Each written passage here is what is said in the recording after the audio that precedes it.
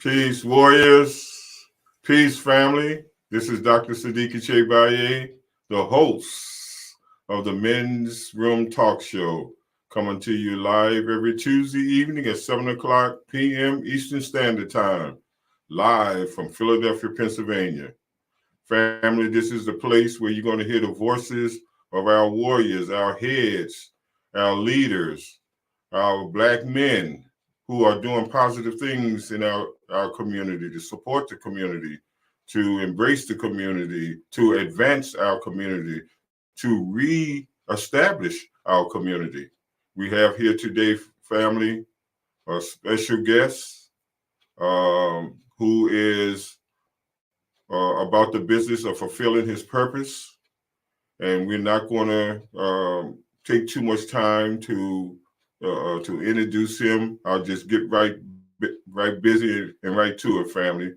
Today we have our warrior, brother Syeed King. Welcome, warrior.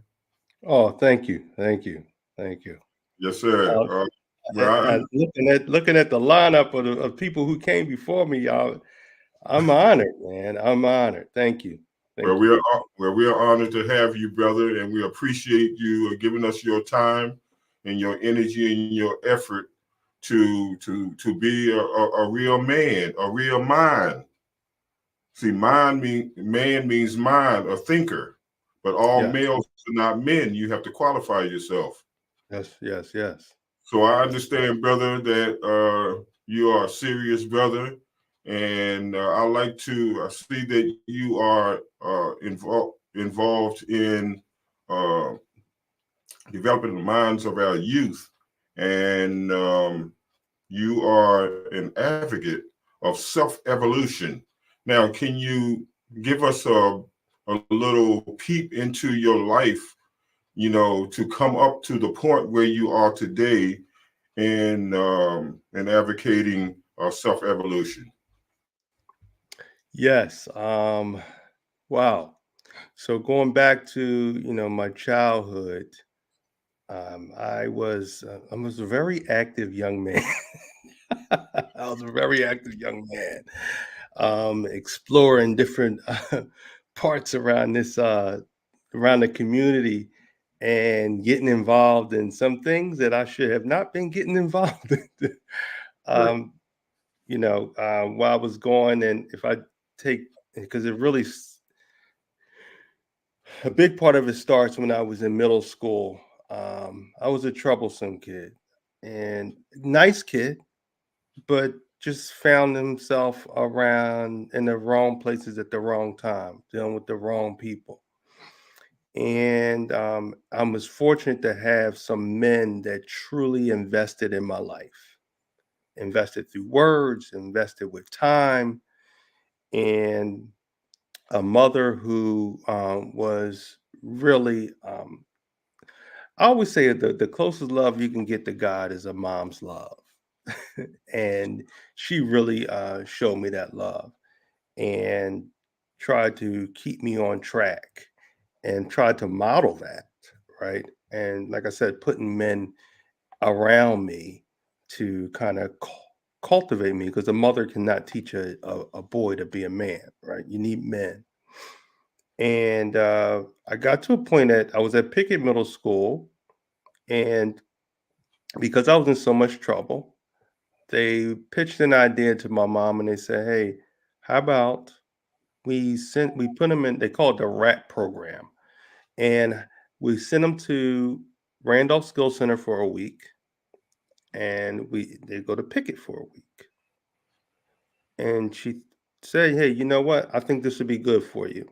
And other men confirmed that. They said, "Hey, you get to learn a skill, you get to make a living for yourself." And I chose carpentry, Mm. and that was the beginning. It was the beginning of me finding out who I was. Never became a carpenter. Found out I was not interested in carpentry. Mm. However, I learned something though. It separated me from the pack that I was running with. And so, because it separated me from the pack, it gave me confidence and it started to keep me out of trouble. Again, I had men in my life who would pull me aside and try to coach me along. There was a gentleman named Bill, and Bill, he said, "Hey, you can come work with me."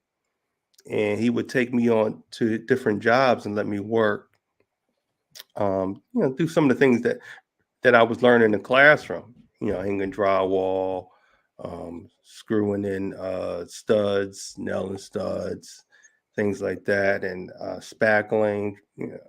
It just it opened up my eyes to the possibilities, even though that was something I didn't want to do. Key thing, it gave me confidence. And so, because it gave me confidence, I was able to stand up against some of the temptations that were around me in my neighborhood. The corners were calling me, as it called many of my friends and cousins. They were calling me. But because I was busy with productive activity, such as practicing the craft that I was learning, I began to evolve. Mm. And I began to understand like there is more to what I am seeing on a daily basis. And that was the start. That was the start. Wow, that's beautiful. Well, the thing is, brother, is that in order to be where you are today, all of that had to happen. See, Absolutely. see, everything is good. Whenever you're learning, no matter how painful it is, the blessing is in the lesson. So as long as you're learning, how can it be bad? It might be painful, it might be Right. hurting, but you can't beat the blessings. Right. So, after how would you even know who you are if it wasn't for a challenge? Absolutely. As my mentor told me, never let a good crisis go to waste. There you go, brother. There you go. Something comes out of that crisis. You should be a new person coming out of it. And while all that was going on, and I went on to high school, I was fortunate to meet I would the first person I called my mentor. Had other mentors, but the first person I called my mentor Dr. George Cross, now known as Dr. Akbar, he's was my mentor, and you talk about I was a hot tamale. You know, I had anger issues. Uh, you know, you say the wrong thing, you got a fight on your hands. And just his calm spirit and him modeling what a man is like. And he was it's interesting because he was cool at the same time. He was a poet. So he had a way with words. And going to Germantown High School, you know, you had some characters there who would challenge his authority, but he would come back. He would come back in a crafty way where it just make you think. Where somebody may come with a threat, but before they even carry out their threat, they stuck in the thought. So you know, he I saw him um, be able to deflect bad energy, negative energy, with wisdom. And I to the point where I played football for Germantown. I would be late going to practice. Why? Because I was captivated by a man who genuinely had love for a brother. And he would speak life into me, giving me hope to, you know, to reverse my ways. And he didn't know what all was going on, but because he was speaking life into me, it just was like it was magnet. He was magnetic, and yeah, he was the first person that made me start thinking about higher learning. And he told me that, hey, you know, you should major in communication, because I love sports so much. He said you could be the next Ahmad Rashad. I'm like, wow, really? So it was something to aim for. It was something to aim for. And I believe if you're going to evolve as a person, you have to be aiming for something. Yeah. Les Brown said, you know, you shoot for the moon and you miss, you land among stars. Woo. You Yes, know. sir. A lot And of he wisdom. gave go ahead. A lot of wisdom. Yeah, yes, yes. And you know, he gave me a moon to shoot for. He gave me a moon to shoot for. Beautiful. So I'm basically I'm saying that story because that was me. To answer your question, that was me evolving, and these were the uh, things that were causing me to start the transformational process. Wow, that's beautiful, brother. I appreciate you sharing that with us. So now we got a little general background on where you came from there. Yeah. You know, well, you know, us as a people, we have rough starts. And all of that is part of the process to get us where we are today. So, uh, but what made you come up with getting involved in being an advocate of evolution, and exactly what is that? Okay. So I I am I have you, you know they say lean towards your passion, things that you're passionate about. Naturally, I always been a person who cared for people, always. And as I was going through, again, never let a good crisis go to waste. So as I was going through my troubles,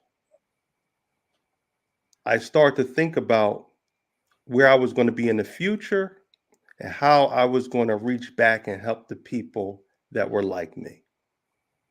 I have a saying, I say, at some point in time, you're going to meet yourself in the future. Mm. Either you're going to tell yourself, hey, you know what? I've been through it, and this is how I overcame it.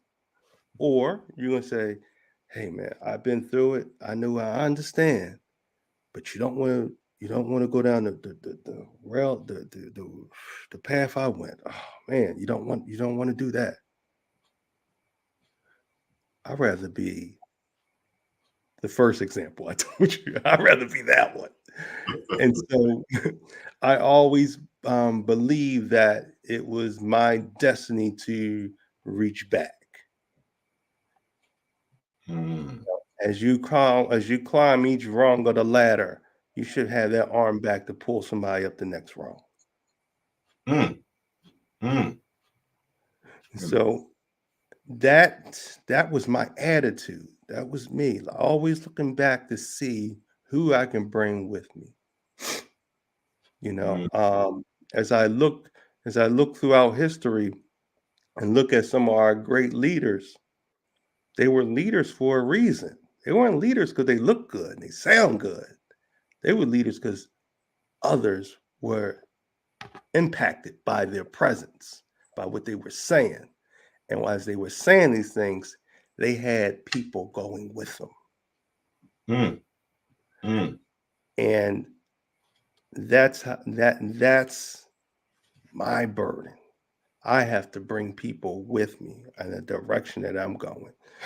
And they may not walk with me physically, right with me. However, I'm planting and watering seeds as I go along. So at some point in time, they're going to rise up and take their place. Mm. Mm. That's some deep things. So, what good is it to have it, have no one to share it with? Absolutely. So, and I understand your Syeed means patience and bless. You know, so how does that fit you? Name means nature now, so yeah, we got to be Yeah. careful what name we choose, brother, because we got to fulfill that. It's funny you say that because I was telling my wife as we had our children, and she would come up with names, and I would say, "Well, what does it mean?" She'll look like, "What is that? Why is that important?" I'm like, "Because I'm big on meaning." She's big on simplicity. I'm big on meaning. So we combined the two. Um, I because words are power, and so as a person call your name, they're calling you. They're calling you something. And so, yes, I agree. Now, my mom, she gave me the name. Um, I'm not sure what made her. I'm not sure what made her pick Saeed, but I know she wanted to spell it so it can be simple for someone to phonetically sound it out. Even though they still mess up on my name to this day. But yes. So my whole name is, check this out, Syeed Hakeem King.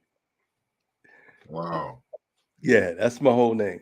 wow, So, wow, wow. yeah, and Saeed and Hakeem, they complement each other. Yeah. True. That's true. So do you feel that you're measuring up to your name, which is your nature? Yes, it's something again, and it's something to shoot for. It's something to shoot for. And so that for love or wisdom being the company that I started, that is a reflection of what I'm striving to be and Okay, living up to my. who do you who do you pattern yourself behind specifically? Who made the greatest impact uh, on your life to be about transformation and to really look at the power of fulfilling your purpose? So, I gotta say, starting with my mom, right? My mom, she charged me to be more than I forget, and she may not remember this, but I remember I told my mom I was young, I was in my adolescence. I said, "Well, I'm going to be like you. I'm going to graduate. I'm not going to no college." And she looked at me, you know, you know, in our culture, parents don't have to say a word; they could just give that look, right? And that speaks louder than words. They just give you that look, and no need. You can't respond to that look, and you can hear every word that's going through, just running through their head. And she let me know, like, no, you're gonna be more than just going to school and graduating. You're gonna be more than that, Mm, mm. right? And I never forget. She taught me a principle that, again, and me being a parent, I realized there's certain things that you don't know how valuable it is. It's going to, or how much impact it's going to have on that child's life. Where we're just going through our routine, or just how we're just parenting. And one day I was in fifth grade. I was in the District 6 choir, and my mother said, "Well, let me back up. So I'm in District 6 choir. Like maybe twice a week we had rehearsal because we was doing this big concert, and I forgot my lunch. I always look forward going to the rehearsals because I got to go to the store, buy a hoagie and chips, and have the ideal lunch, right? And so this particular day, I didn't know we had rehearsal because they would pull us out in the middle of the day of school. And so they said, "All right, Saeed, get your coat.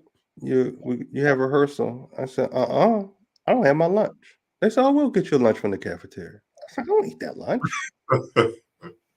I don't eat that lunch."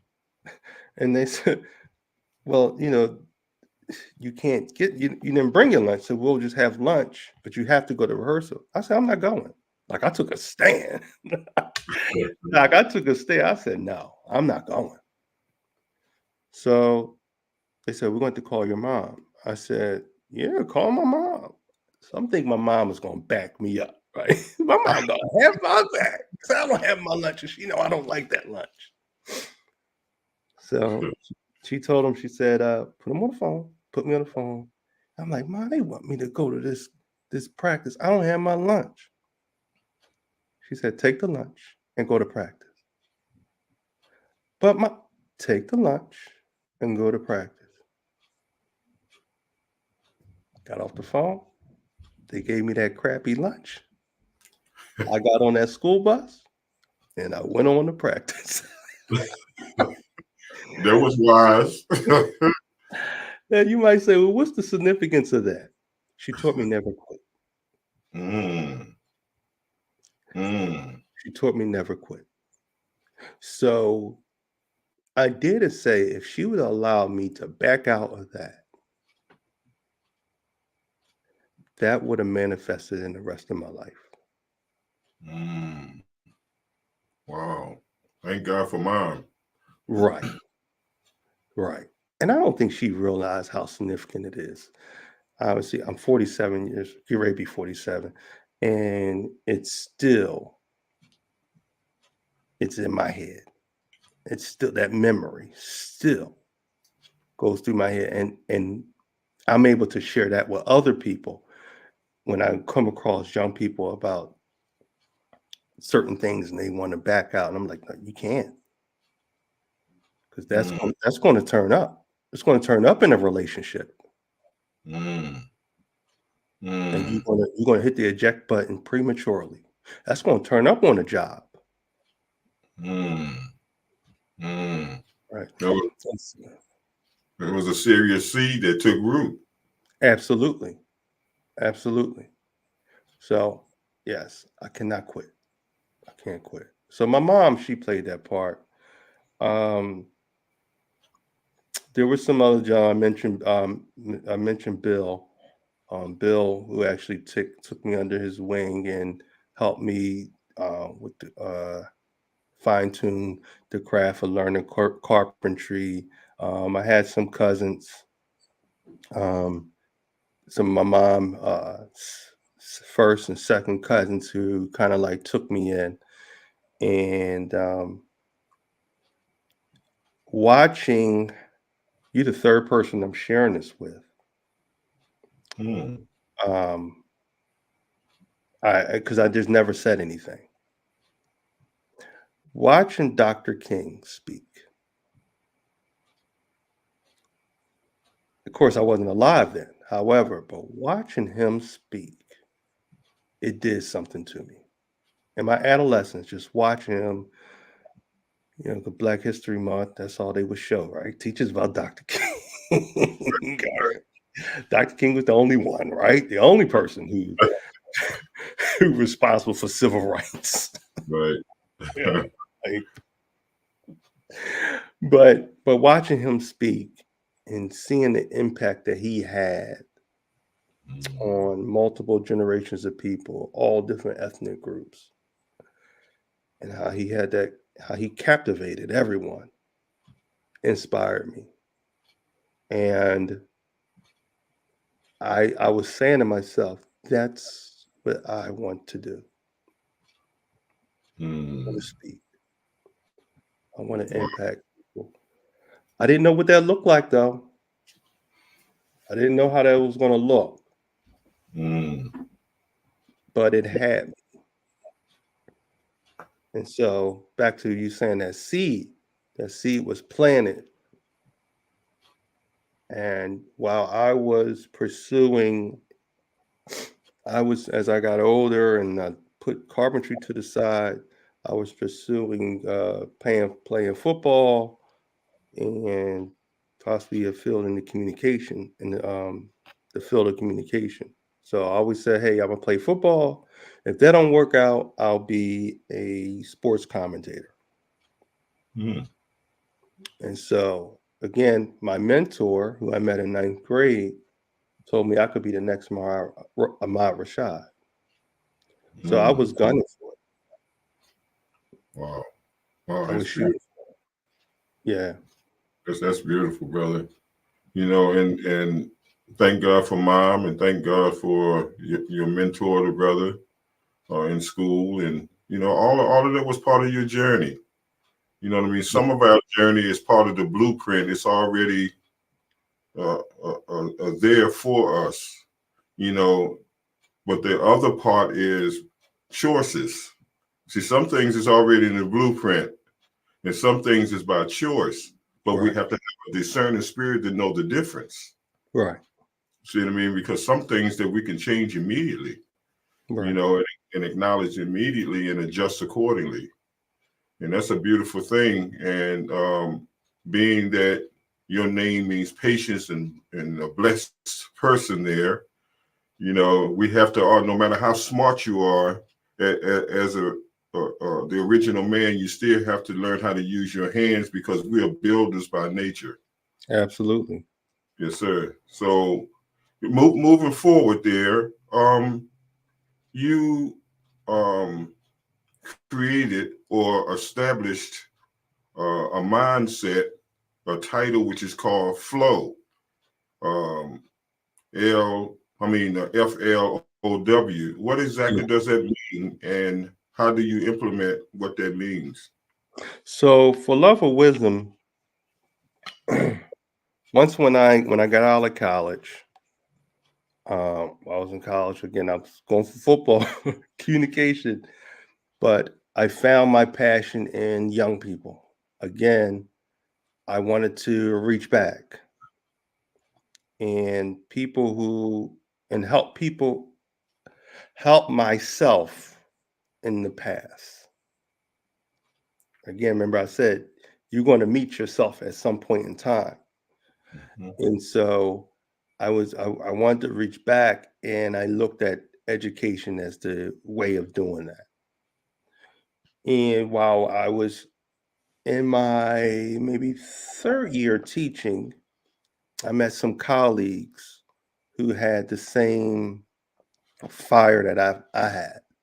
And we talked about developing some program. The school we were at, it was called CEP, Community Education Partners, which was an alternative school that the school district of Philadelphia was dumping a whole bunch of money into and sending our problematic students to that school Mm-hmm. for a minimum for 1 year. And so they had to prove that they can return back into public school once they go there. So while there, we saw holes in the program. We saw that the program, they started off to be this disciplinary school, but here you detaining students longer than what you said you were, and there was a problem there. So we figured, let's fill that void. Let's bring something that um, that they don't have and that the students need.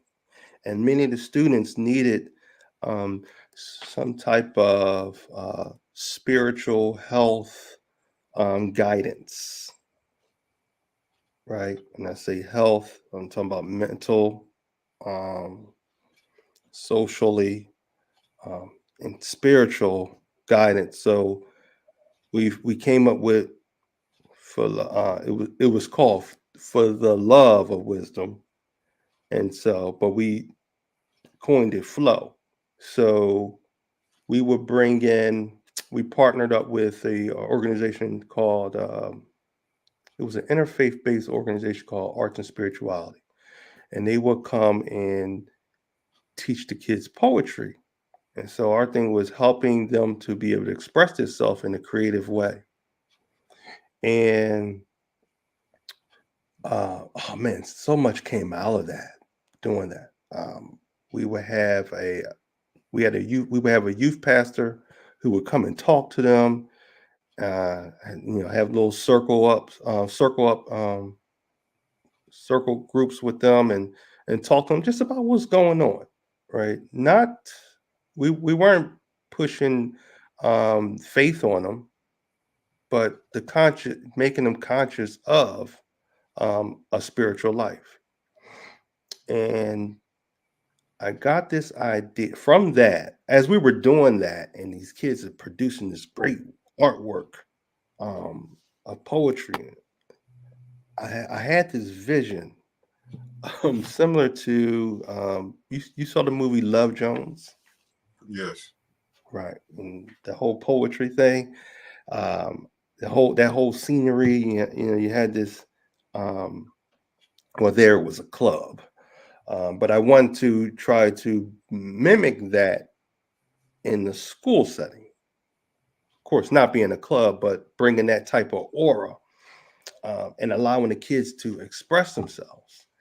Mm. And we started a poetry slam, and oh man, it was beautiful, man. We did it for like 4 or 5 maybe about we did about four straight years.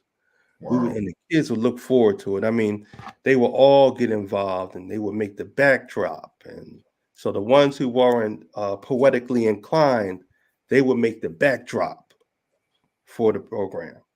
And then some would help make the stage and put the lights around the stage. And we had some who would do the audio version of it and make a soundtrack for it. It was a phenomenal event. And that was that was what what was all about. And the energy that it was creating, it stayed with me. It stayed with them. It was so powerful that when uh out of the three of us, the one gentleman, he left. So it was just two of us remaining. We kept it going. When I left, the program continued. Mm. Right. So what I helped establish went on without me.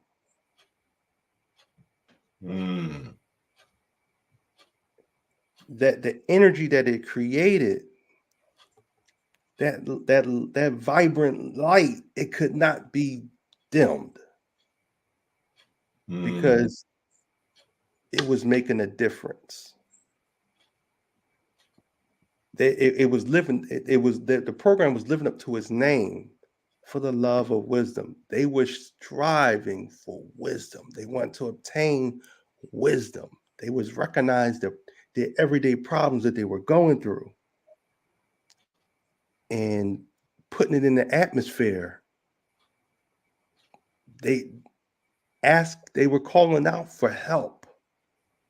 They gained mentors out of it. We had a young man, he went down to University of Penn and they did a poetry exhibit, and he went live on the radio and he was doing his poetry. So it was so many people, and I mean, you saw families coming together because the families were so proud of their children, the work that they was creating. They knew they found out something that they didn't even know about. They discovered something they wasn't even aware about with their child. Their confidence grew. And so I will never forget that. I will never forget that. And fast forward, so that was for the love of wisdom then. That was back in 2000, from 2004 to 2008, maybe 9. I would say 2009. That was going on. Fast forward 2020 during the pandemic, I was telling my wife, I said, I want to inspire people. I want to leave people with something. And I was writing down these different quotes and just different phrases that were impactful and inspirational. And I said, I want to put it on make a t-shirt line. And she looked at me, she said, well, why don't you just do it? You've been talking about it. Just do it. And I said, all right, I'm going to do it. And I went to YouTube University and schooled myself on how to create the designs and things like that. And I was putting them up on Facebook and Instagram, and I got some positive feedback from it. And I said, you know what? Flow is going to be reborn. And so here we're going to have For Love of Wisdom. Flow is coming back. And I called the people that I initially started at the school, and I told them, and they were like, go on and do it. They were so excited. They were so excited that I was doing it.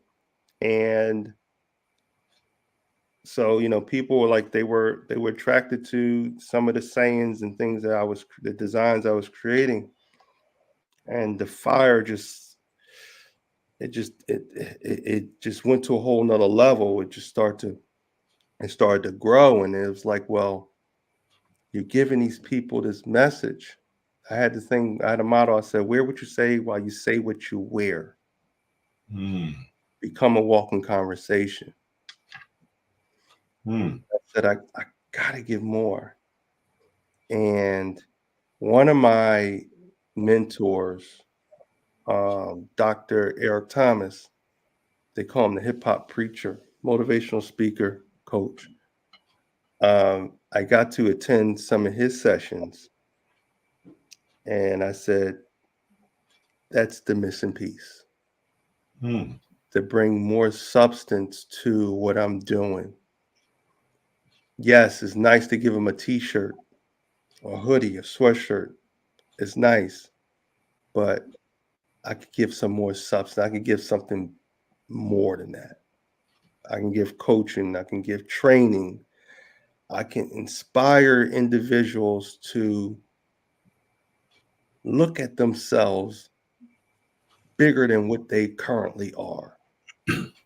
I can have them look at the reason why they're in the position that they're in. That's like a burning desire for me to see people go through life and not see any purpose. We all have a purpose. That's right. And it's imperative that you hold up your end of the purpose while I hold up my end of the purpose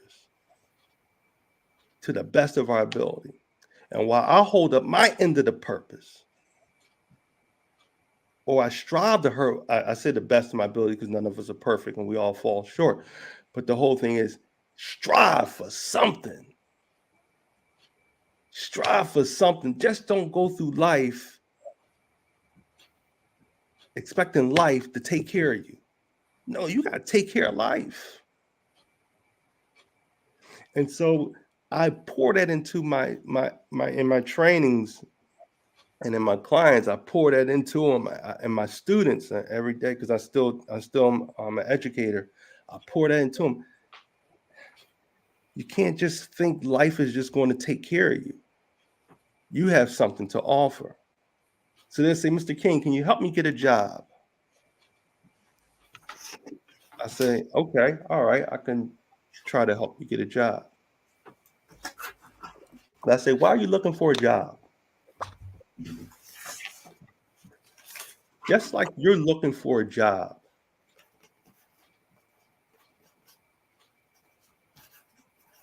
Where are you going to get that job?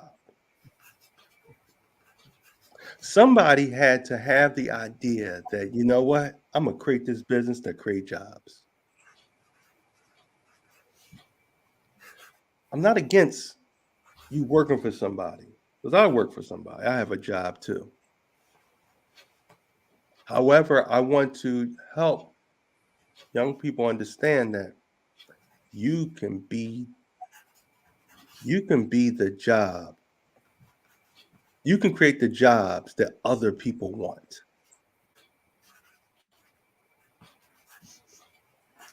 So, yes, go and get a job, but don't settle with the job. Go in there and be like a detective and say, I'm going to learn everything I can learn about this company so I can eventually step away and create my own company. Or even if you don't step away, create your own company. Or invest in the company that you work for. Right? You're working there, invest in it. Become part owner. So when quick story, when I got out of college, I had the idea of investing. Someone told me about stock, and I would get in conversations with older people who knew all about stock, investing in stock, and I would talk to them. And it's funny because I would talk to them like I knew I really knew what I was talking about. But I knew a little bit, but I didn't know everything. Like it was this one gentleman. He was the resident hall director, and at my college, I went to Millersville University, and his name was Chip. And I would talk to Chip, and I said, Chip, you know what? It'd be a great investment. He's like, hey, what you got? I said, Marvel. I said, Marvel is going. They filing for bankruptcy, and they're going for 50 cents a share. That might be a good investment. He said, oh, that's a good idea. If I'm telling him that, you would assume that I made the investment. But I didn't know how to invest. I wanted to, but I didn't know how to do it. I didn't have the know-how. And so me engaging these conversations started to point me in the direction of getting the know-how. Now, it was shame on me. I should have just asked. right? I wasted a whole lot of time. So once when I learned how, never invested in Marvel.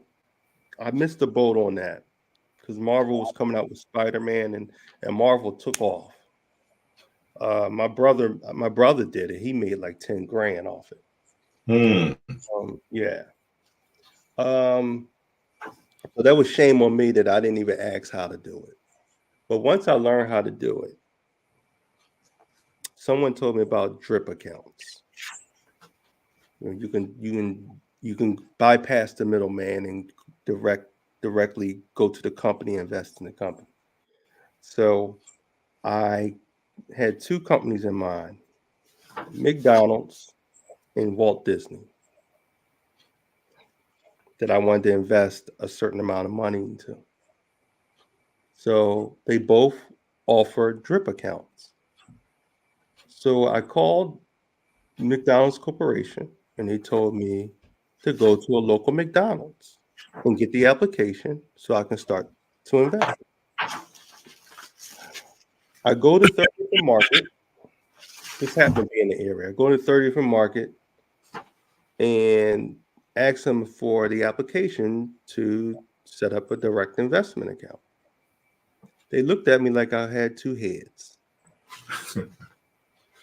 And they was like, I don't know what you're talking about. I'm like, well, corporate told me I could come here and get it. And so they was like, well, you got to see the manager. And I saw the manager. He looked at me like I had three heads.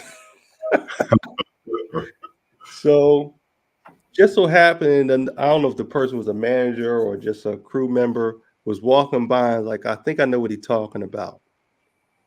And they said, follow me. And they took me in the back, buried in boxes. Buried in boxes were the applications for the direct investment plan. And I walked out and I'm thinking, wow, these people working for the Golden Arches, sitting on a gold mine, and not taking advantage of it. They rather get an hourly hourly rate, wage, and they're not taking advantage of it. Either they just don't know about it, or they just refuse to do it. So I found that very interesting. Now I was the two. I was going to invest in Walt Disney or McDonald's. I chose Walt Disney. I would have made a lot more money if I'd have went with McDonald's, but it's okay. I went with Walt Disney, and Walt Disney, after probably like around 2011, 10, 11, around that time, Walt Disney purchased Marvel. So I was able to recapture some of what I lost if I'd invested in Marvel before. And Walt Disney took off with the collaboration with Marvel. We know what all the Marvel movies and things like that. So sometimes the answer is right in our face and we just don't realize it. But if we just ask, we can get the answer we're looking for. That's beautiful, brother. That's an interesting journey and an interesting story there. See, you learn as you go along. See, there's no such thing as having all the answers because you're learning as you go along. You see what I mean? And, and the bottom line, as you say, God bless the child, he got his own. So that's what we should be gearing for. You might have to work for others, and others will benefit from your efforts. But the key is to continue to strive to have your own. First and foremost, to have your own mind. And but life isn't just nothing but an opportunity to know and to fulfill your reason and your purpose. And we have to understand what this thing that we call life is. A lot of people are unaware. We say life, but it doesn't register anything other than I'm here. But that's a huge responsibility to fulfill your purpose for being here. And everything is nothing but a stepping stone. Right. So we shouldn't be tripping about with things that don't turn out the way that we want it to turn out. We just got to keep on striving until we get it right. See, you're blessed through your efforts. Right.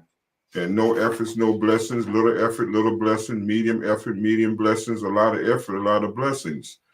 But we got to keep on going in spite of it all. So I was interested in how did you apply all of this wisdom to the youth to give them an opportunity to really look into what life is all about, and what position should they take in life in order to prosper, in order to benefit, in order to bless themselves.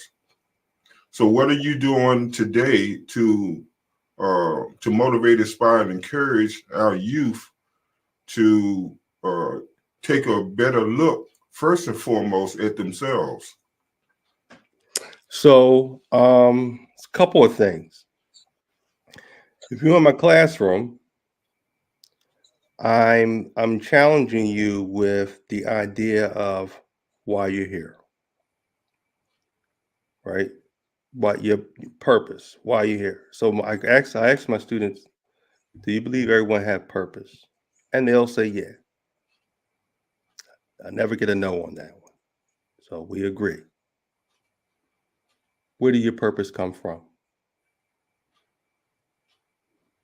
Because you don't choose it. Where does your purpose come from? And the Jeopardy song comes on, right? The wheels are turning. They're thinking. Good.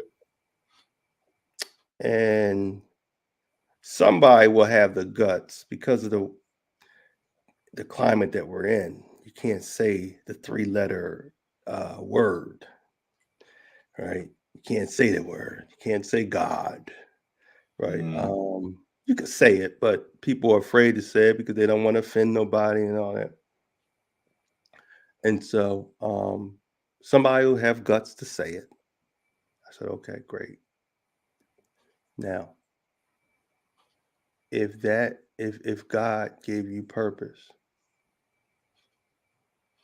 why or are you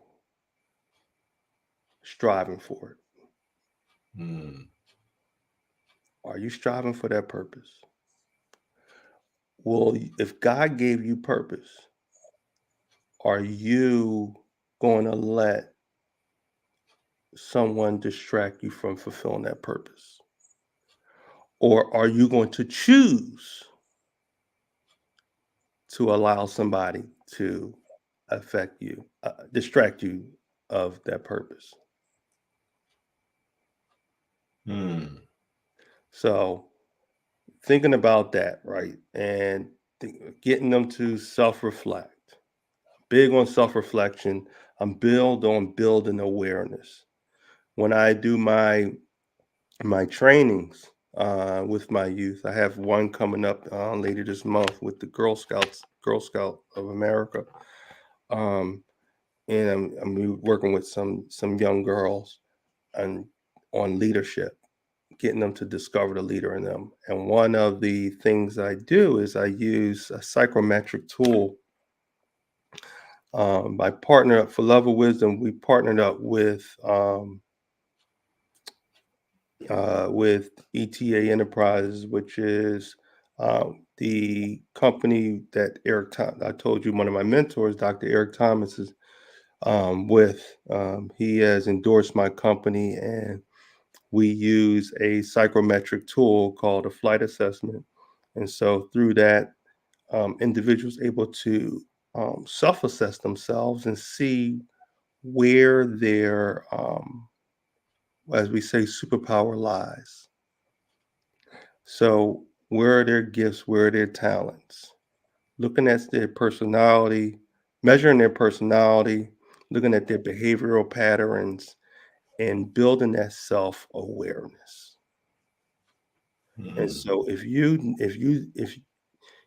realize that you come to find out, you realize that you are great with people, you care about people, you easily relate to people, you this extrovert. Well, chances are you might want to be a teacher. You might want to be a social worker, psychologist, because you like interacting with people. You might want to be a journalist, right? And so using that and giving people a direction to go into, right, Mhm. based on their personality, based on how they handle certain situations. If it's an individual who love to solve problems, right? They if they love to solve problems, then point them into a direction where they get to solve people problems. Mm.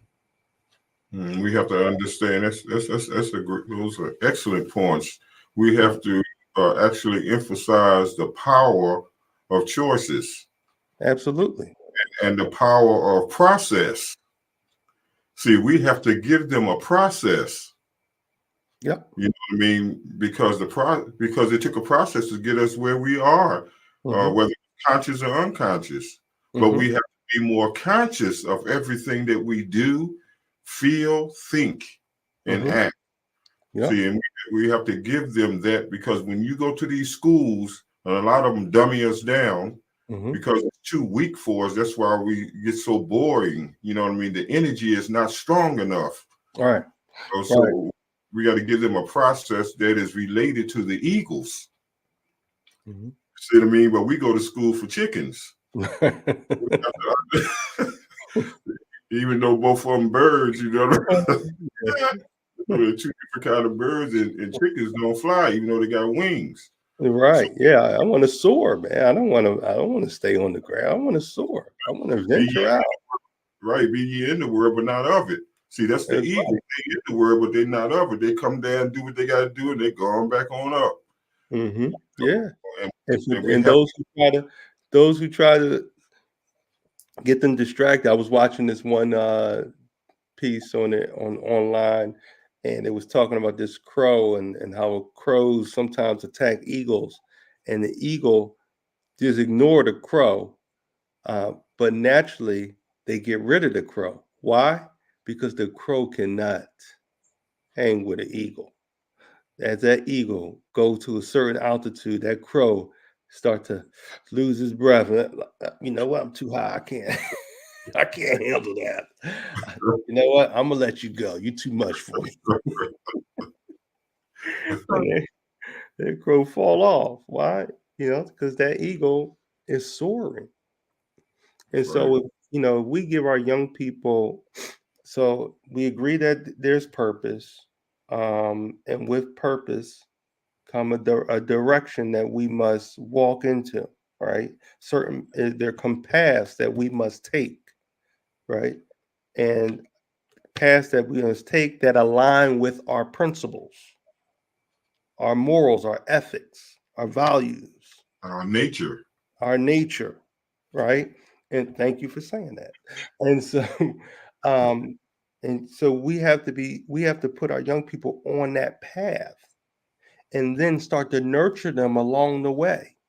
Mm, Just don't send them on the path and just let them go. No, mm. we got to be there and go with them and help them through some of their troubles. And that's the purpose of giving them a process. Right. Because most of our children, they want to do right, but they just don't know how to do it. And in your efforts of good intentions, you can make a bigger mess. Right. So you must make things clear to them how to get to A from A to B as straight as possible. Absolutely. Yes, sir. Absolutely. And so, yeah, so so this is how I deal with the youth that I work with, and I do something similar with the adults. again, as I stated before, uh, it's it's nothing like someone who's just going through life. And sometimes as adults, we may have took the wrong path, right? So we having that midlife crisis. So let's hit the reboot and focus let's focus on your rightful place.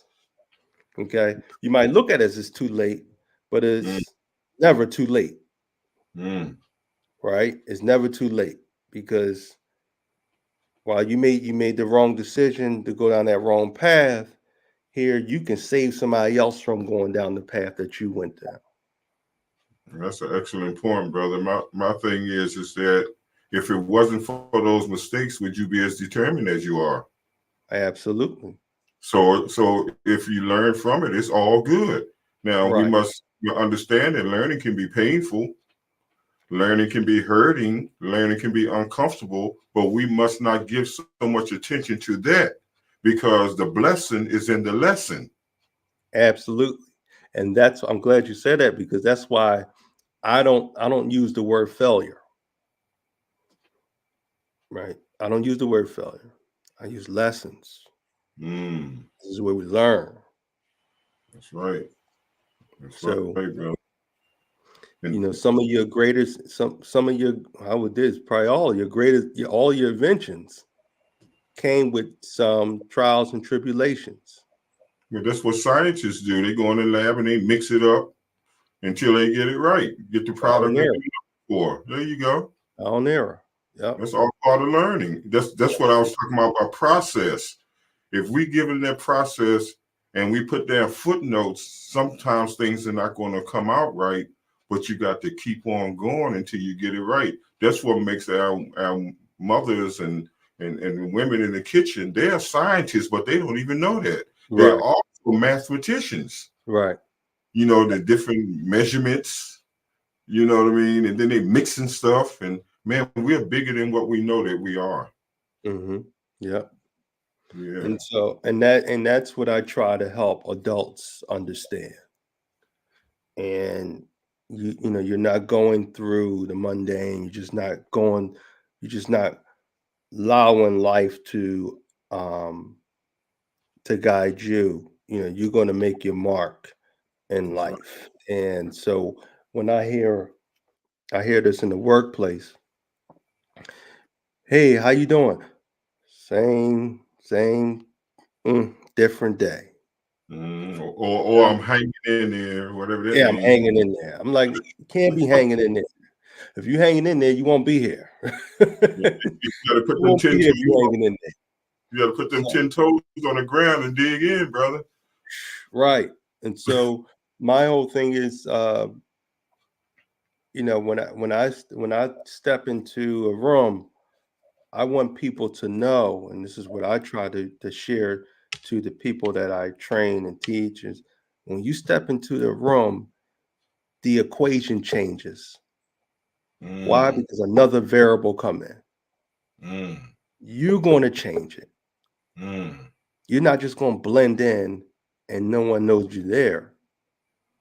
Whether you mm, are whether you are introvert or not, you're going to change the outcome of that situation mm. because you have been added to the equation. And you're going to take it to another level. Absolutely. And if you don't feel like it, so what? Feelings. We're in a time now where we get caught up in our feelings.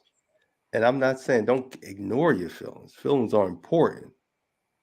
Feelings could be signs of things that's happening, that's taking place. You don't ignore your feelings.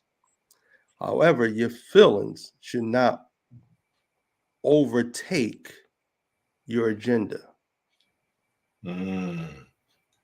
That's excellent. That's heavy. Because I don't feel like getting out the bed sometimes. That's natural. And maybe I stayed up too late. That's natural. Maybe I don't feel well. Maybe my body is under attack. I don't feel like it. but you're not going to stop me from fulfilling my purpose. Woo. It may be delayed, but you're not Mm-hmm. going to stop me. Mm. Constantly, I think we have to be reminded of that, and that is determined by what we deposit into our minds on a daily basis. That's true, brother. Sometimes we allow our feelings to sabotage our ability to reason. Absolutely. So we must understand those kind of things there, because everybody got feelings. Because you're human, you got a heart. But Right. that's why they, put your breastplate on and do more thinking. Absolutely. Guard your heart and start thinking.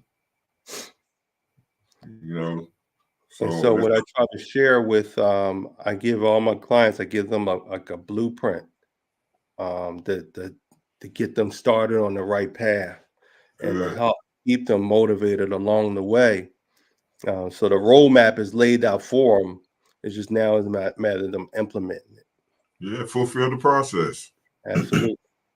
And so um, So let me we, ask you this, brother, not to disturb. We have a couple minutes left there. okay, Time moves fast, brother. it And does. what you're saying, man, I'm feeling all of that. It's very motivating, stimulating, and what exactly are you doing today? What group are you really focused on? I understand that you do some upliftment with the youth study center, juvenile study system. What exactly?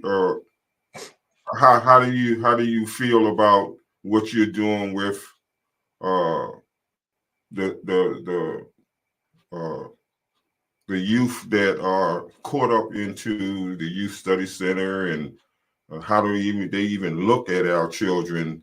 What I mean, in these kind of situations and so forth and so on, because a lot of times it's not their fault.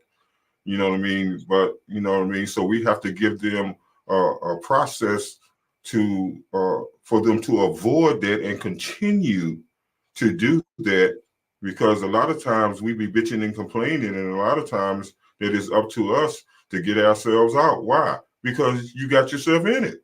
Mm-hmm. If you Yeah. got yourself in it, you can get yourself out. It's Right. just a matter Right. of process. It's just a matter of your will, and and your will is determined by how important it is to you. Because if it's that important, you will find the will to do it. Yeah. Yeah. Yeah. People won't do what they really want to do. If you really want to do it, you're going to do it. True. True. So at the Philadelphia Juvenile Justice Service Center. So, well, let me make it clear. So, I work in the Philadelphia Juvenile Justice Service Center, formerly known as the Youth Study Center. However, I work for the School District of Philadelphia. So, we have a school within the Hmm. center, which we call the Philadelphia Juvenile Justice Service Center School. And then my role is not only am I a teacher, but I focus on college and career awareness. And with that, I try to establish partners with the school that will help support our youth once when they are released. While our youth are there, help um, implement implement lessons that's going to prepare them for the opportunities once they leave, such as teaching them power skills, so they can maintain um, a job. They teach exposing them to post-secondary opportunities so they can get the training that they need to take on a job or start their business, Hmm. right? And so we teach about entrepreneurship. We have a CTEC program where we teach them how to, um, we have one network cabling, teaching them so if they can get out, if they leave, they can get a job with Verizon or Comcast, right? Hmm. They can wire somebody's house with, cable for cable and things like that, and Hmm. internet. Um, we have like a audio video production class that they could take. So that's my responsibility. But this year, because this is the year, while the pandemic ended last year, we come out the pandemic from last year, they officially said it was over last year. However, this year, my goal has been exposure.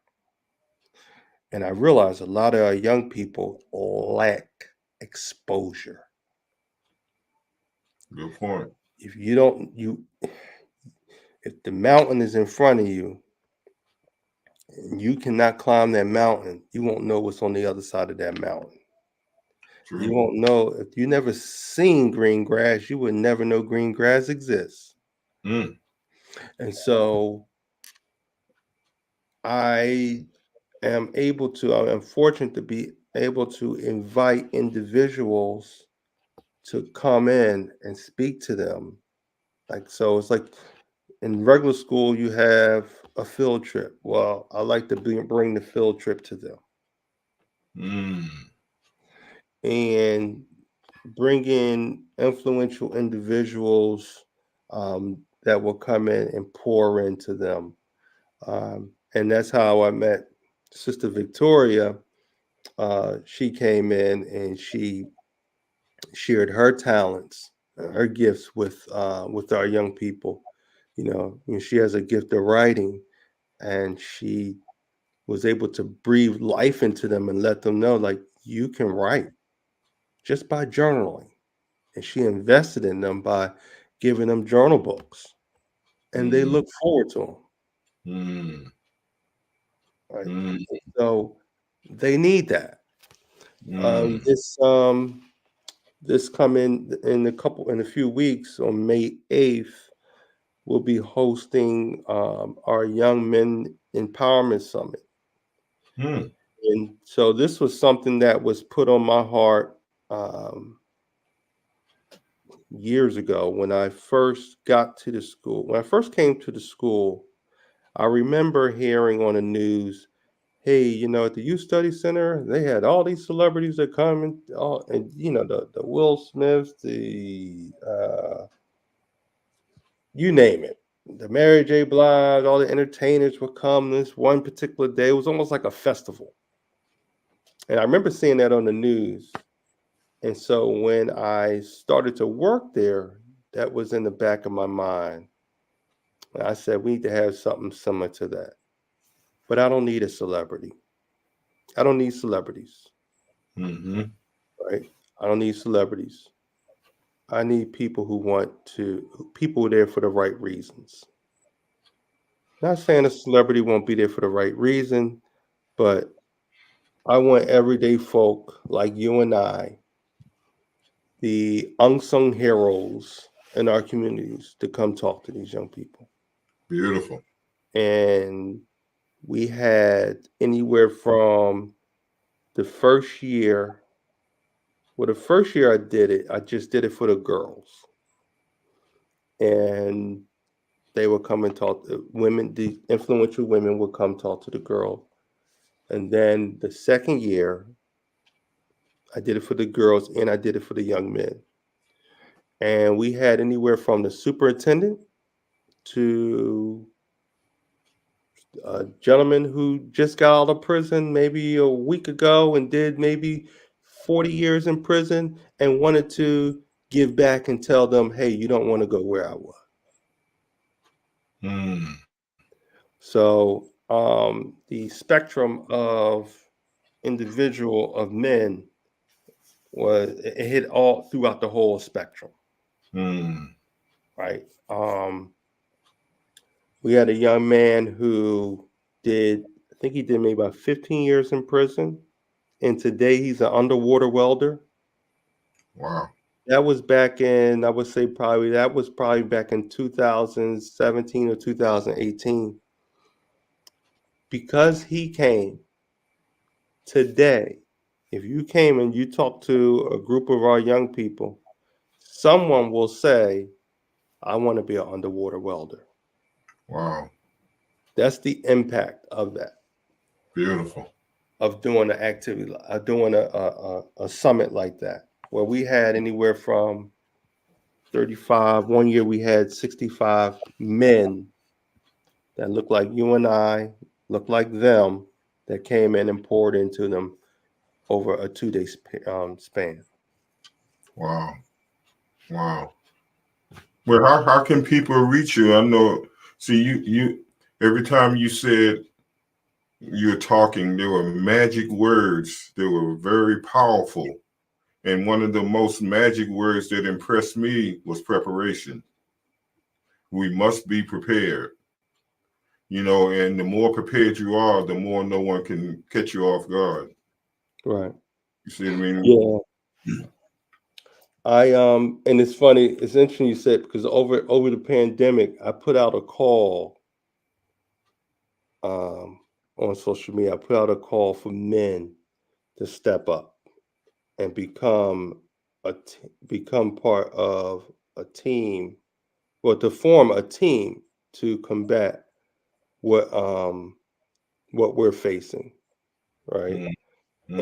And I see my email is on the bottom of the screen. The only difference is it should be 2020. So for love of wisdom, 2020 at gmail.com. That's 2020. Yep. Sir.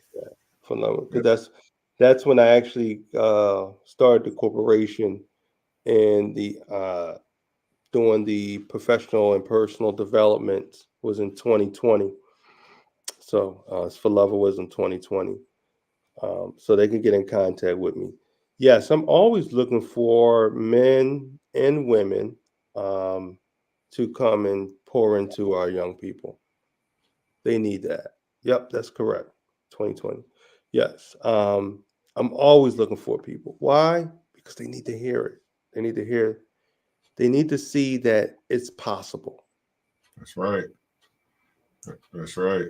Again, as I said before, you meet yourself. And Right. I'm pretty sure anyone come in there and talk to some of our young people, they will see themselves in them. True. True. I tell them, because they would be young, they be young people. They're young, immature, right? Mm-hmm. They're learning, Mm-hmm. and sometimes they'll start their day, and they will, in their words, they'll bid on another person, meaning they'll start saying jokes and cracking jokes on them, and saying some things that really hurt, and throwing threats out there. And I'll say, look, there's a problem. The problem is you don't love yourself enough. I love myself. I love myself. How you gonna tell me I love it? Because if you look at that, you look at your fellow brother. If you don't see yourself, that's a problem. Mm. And if you think that bad of yourself that you want to say some nasty things to yourself, you Mm-hmm. don't love yourself. Mm-hmm. Mm-hmm. Mm-hmm. Well, that's a great point, brother. And we also have to understand the process of love. Love just doesn't come. Love is a process, and love is built on the foundation of respect. And that's Right, why Turner made that song, "What Love Got to Do with It When You Don't Respect Me." right. So we have the foundation of love and relationship is first respect. Because when I was brought up, the only thing that you heard was respect. I learned about love later. Hmm. You know what I mean? So everything is based. I think we talk too much about love without the foundation, building the foundation, because the most important part of a structure is the foundation. Hmm. I So agree. love have to have a foundation of respect. So Right. we have to let them know that, hey, the more you respect yourself, the more you can build on it. Absolutely. And when a person fail to have respect for you, you have to show them what it looked like. True, You have true, to true. exemplify it. So Right. they say you got to give respect to get respect. Yes. Well, let me show you what respect looks like. Mm. And the more I respect you, you're going to learn to respect me. True, true, true. And we have to be the example. You know what I mean? My thing is that we as the thinkers, we as the balancers have to understand where those other people are. And so that'll let us know where we need to start. Correct. Build that foundation that they can put that love and so forth, the confidence and so forth on there. We have to let them know that they are more than the eye can see. We are first spiritual. Absolutely.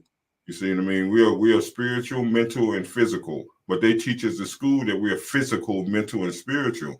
No, we are spiritual first. Correct. Because if we are the original people, we came directly from God. So Right. we are spiritual first. And Absolutely. we have to understand that we are the eagles, and eagles are different from all the other birds. We have to be very strategic on how to reach them. You know what I mean? But they're nothing but the little us, really. Hmm. You see what I mean? You can't put them to the side and say me and then them. No, it's us. You know what I mean? Absolutely. There's nothing wrong with making mistakes, because making mistakes is all part of learning. Right. And it's one thing that we have a problem with more than anything is forgiving ourselves. Right. We forgive everybody but ourselves. And we end up beating ourselves up for the rest of our life on an experience, you know what I Correct. mean, that we can't get over. So we must lay, and that's what you call laying your burdens down. Hmm. See, because the more burdens you have, the more loaded down you are. And the more loaded down you are, the more bent over that you are. And we have to be 90 degrees perpendicular to the universe. Absolutely. And no Absolutely. one can ride you.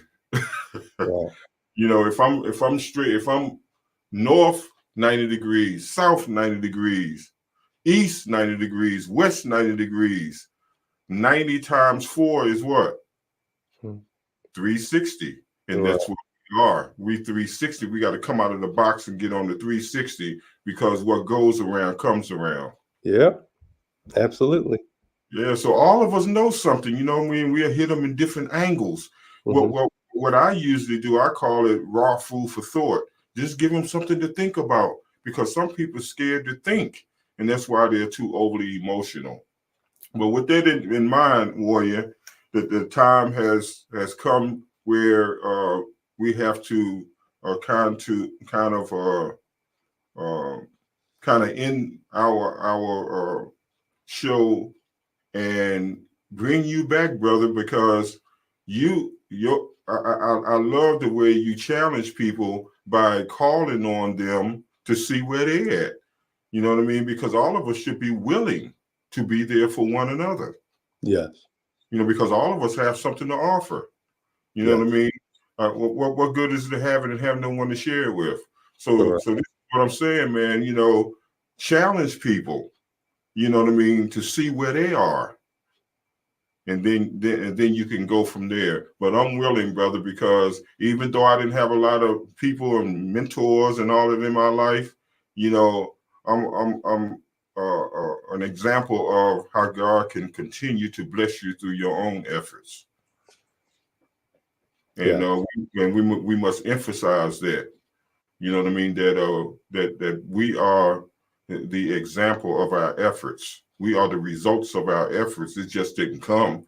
A lot of people say you born with a silver spoon in your mouth. Well, so what? That don't mean that you're prosperous, because you Right. might not even understand the power of that spoon, or the value of their spoon. So we must give them that kind of wisdom to give them something to think, because a lot of people don't think. They're just too emotional. You know, and man means mind. So we have to we have to develop ourselves into thinkers. You have to go through the rites of passage to earn the right to go from a boy to a man. That doesn't come with age. That comes with effort, mental effort. You know, and you can't even be spiritual if your mind ain't right, because Right. the mind is the gateway to the spiritual. So we have to give them that also. So you have something to share, and I have something to share. But guess what? It's still different sides of the same thing. Correct. You see what I Yeah. mean? So we're giving them a bigger a vision of what's going on, and giving them options to get where they need to be. So how, other than, so your email is at the bottom of the screen. This is the way that most people contact you, or is there other means of contacting you? Because I'd definitely like to get involved myself, because that's what I do. Yes. And so you can. I'm on social media. You can look up at for love on Instagram at for love of wisdom, and on Facebook, same thing at for love of wisdom. On YouTube, it's for love of wisdom 2020, and you will see different videos that pop up there. Um, to see what type of content I'm posting. Yes, if you would like to partake in and join us in the summit, um, you email me, or you email me or DM me on any of those social media platforms, and I will send you a registration link that will allow you to partake in it Oh, on beautiful. the May 8th event.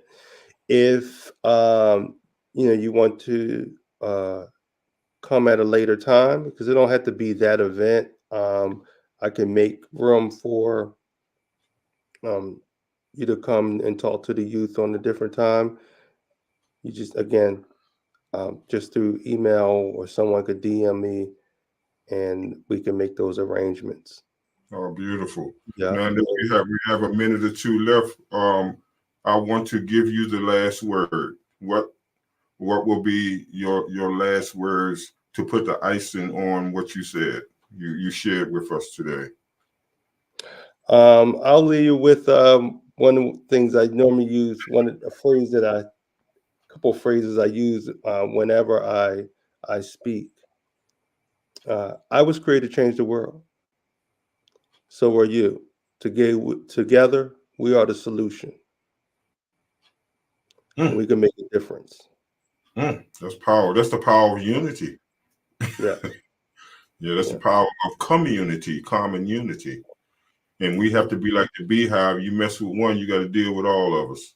So Absolutely.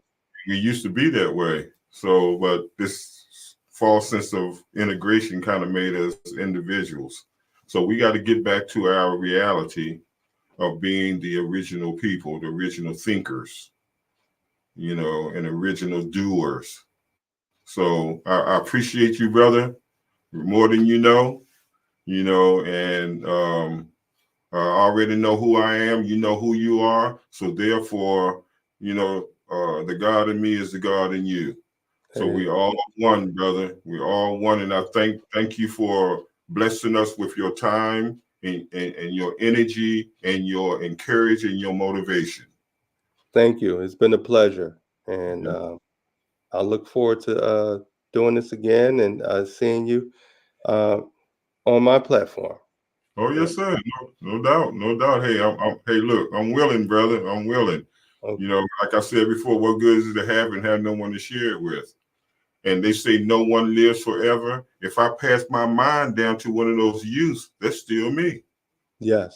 because Yes. everything is mental Correct. first. You know what I mean? So that's beautiful, brother. And once again, I appreciate you.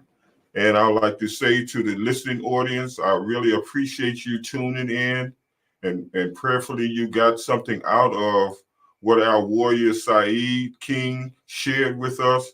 And beautiful brother, educated. Look at that. Man, that's some strong energy there. That's some strong energy there. And I really appreciate you, brother. And I like to say this, family, to continue to stay strong and keep your faith where it belongs, because life is for the living. And also do your best and let God do the rest. You got to know when to hold and know when to fold. How do you know when to hold and when to fold? You have to have a sharp discerning spirit to know the difference, so you won't be using emotions and feelings, because your emotions and feelings can have a tendency to sabotage your ability to reason and to think. So be careful. Guard your heart when you're ready to move out in life and challenge life. You got to guard your heart and use your mind. So, family, thank you once again. Right thinking, Right giving and right eating is holistic living. So let's get back to our original way of life, our original purpose, and to honor and to represent our ancestors, the creator and our ancestors, and to go ahead on and fulfill our purpose. So with that in mind, this is Dr. Sadiki Che Baye, your servant, the host of the Men's Room Talk Show, acknowledging the Black man in the community who's fulfilling their purpose.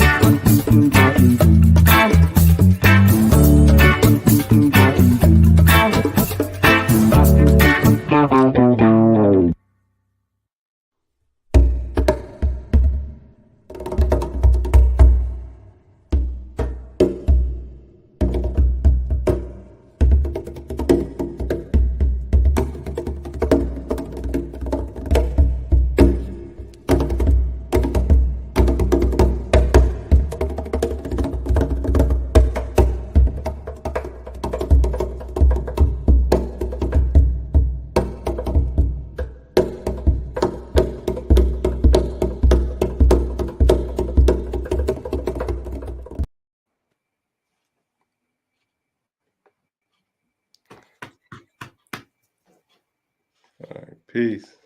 Peace, warrior. All right.